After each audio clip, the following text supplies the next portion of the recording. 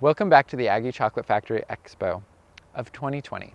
My name is Zach Cooper, and I'm the manager here at the factory. This is episode 4, and today we're going to talk about tempering and molding, the final steps in the chocolate process.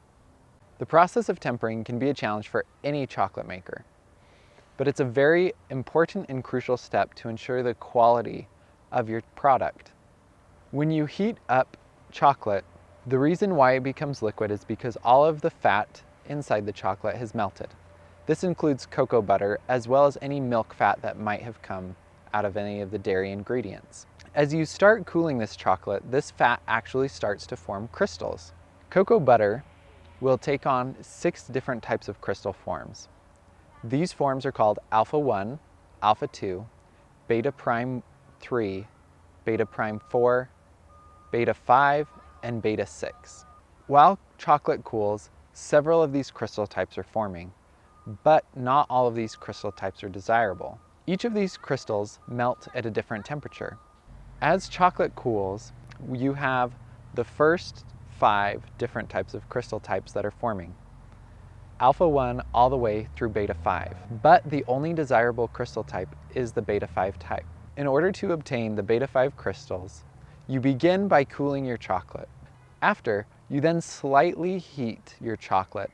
By heating it up slightly, you melt all of the undesired crystal types. The remaining beta 5 crystals then seed the rest of the chocolate so that it will all come out in beta 5. The reason we do this is to help prevent a defect called bloom.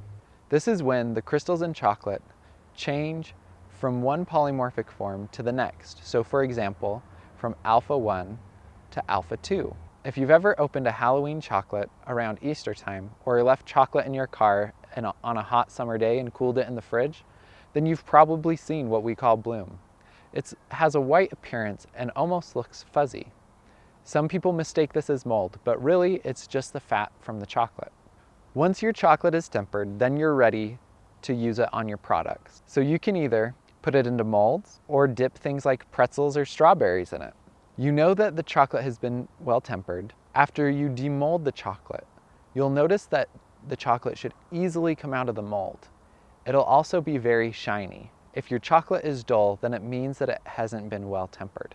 After a chocolate is hardened, you know that you have a well-tempered chocolate bar if when you break it in half, there's a sharp snap to it.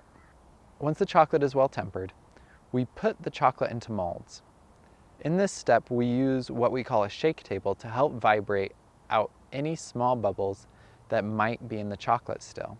Here at the Aggie Chocolate Factory, once our chocolate has been tempered, molded, and demolded, and it passes our high standard of quality, we then wrap the bars in foil, seal it with an Aggie Chocolate Factory sticker, and place it in the proper box. Thank you so much for joining me on our 4th episode of the Aggie Chocolate Factory Expo. It's been a pleasure, and we hope that you join us at aggiechocolate.com to experience some of the fine flavors of our Thistle and Rose brand. Get these bars 20% off with the discount code shown on the screen, or use the discount code at the register if you're here in Logan. Thank you for joining me, and I'll see you tomorrow on episode 5.